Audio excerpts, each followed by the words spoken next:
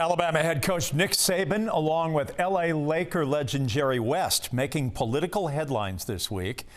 The West Virginia natives are lobbying Senator Joe Manchin on the voting rights bill. As you can imagine, there has been strong reaction to this.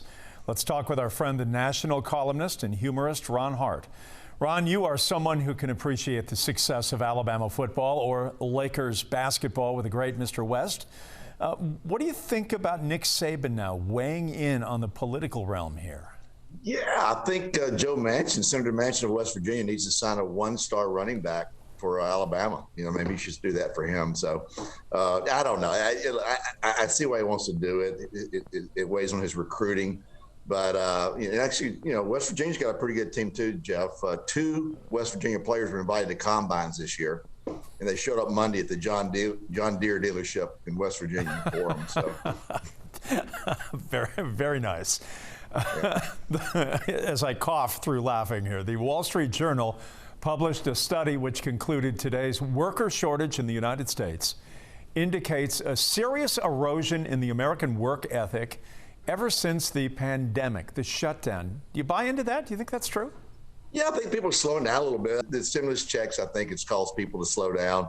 I think the mortality of the COVID, people think about where they want to work or not. And the millennials in general are just not as industrious as I think our generation is or was. So, and for a lot of reasons, people are slowing down. They find easy excuses not to show up at work because of COVID, and people are conditioned to believe that way. And it's not good for the economy. And I'm surprised the stock market's doing as well as it's doing actually right now. Yeah, what a crazy 2 years it has been. You know, I think a lot of us sort of sit around thinking about that as we come up on the 2-year anniversary of how this really began in full. But man, there have been so many changes in this country, most of them not for the better.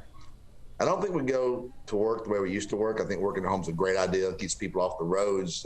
Productivity can be kept up with these computer programs, with Salesforce, et cetera, has these computer programs. So people are conditioned to work from home. Teachers unions need to they need to go back to work. Chicago led the way, not wanting to go. I think unions not going to work because they're paid no matter what happens. Look at the people who want to stay at home. The government officials who get their salary no matter what. It's the teacher unions who get paid anyway. The business owners and the entrepreneurs, they don't get paid unless they go to work. So I think there's got to be a solution in there. The Supreme Court ruled against President Biden's authority to require some companies make their employees to get vaccinated. This was 6-3. Is this a good ruling? Yeah, but it's not over yet. There's some mail-in votes from the Supreme Court justice that will come in pretty soon, Jeff. I think it could turn that whole thing around.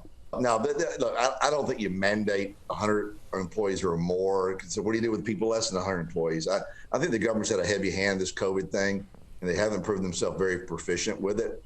And people are starting to doubt and question whether they know what they're talking about. Georgia football has been something to behold this season, but the last week has shown how deep and loving those SEC roots are in this state. There is nothing like Georgia football. Yeah, I didn't go to SEC school, but I love the SEC, and it was good for the SEC to win. I played in the RMAC, which is not like the SEC. The Division II Rocky Mountain Athletic Conference. Is that a church league? Was that a church league? It did not have that same sort of following. All right. Thank you, Ron. We appreciate it.